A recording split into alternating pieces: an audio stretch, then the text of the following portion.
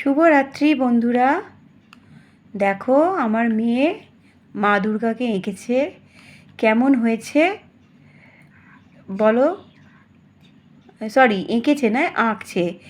আজকে চক্ষুদান করবে না, মহালয়ার দিন চক্ষুদান করবে, কারণ মা দুর্গার চক্ষুদান তো মহালয়ার দিনই হয়।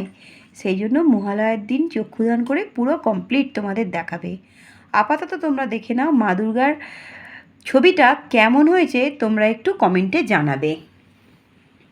আর একটা জিনিস তোমাদের আজকে আমি দেখাবো, মানে তোমাদের সাথে শেয়ার করব।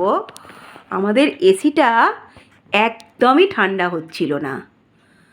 এই দেখো, চালানোর সঙ্গে সঙ্গে 18-তে চালানো হয়েছে, চালানোর সঙ্গে সঙ্গে ঠান্ডা হয়ে গেল। আওয়াজটা তোমরা শুনতে পাচ্ছ? আমি জানতাম না যে এসির ভেতরের নেটটা আমরা নিজেরা পরিষ্কার করতে পারি বলে।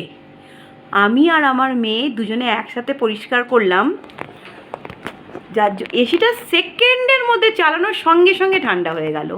পাখাগুলো দেখো, পাখাগুলোও পরিষ্কার করেছে, পাখাগুলো খুব সুন্দর করে পরিষ্কার করেছে। আবার বাইরেটা একটু দেখাই, পরিষ্কার করার পর কেমন ক্লিন হয়েছে। এই দেখো, পুরো ঝুলে ভরে গেছিলো। আমরা আজকে এই ঘর ফরগুলো পরিষ্কার করেছি,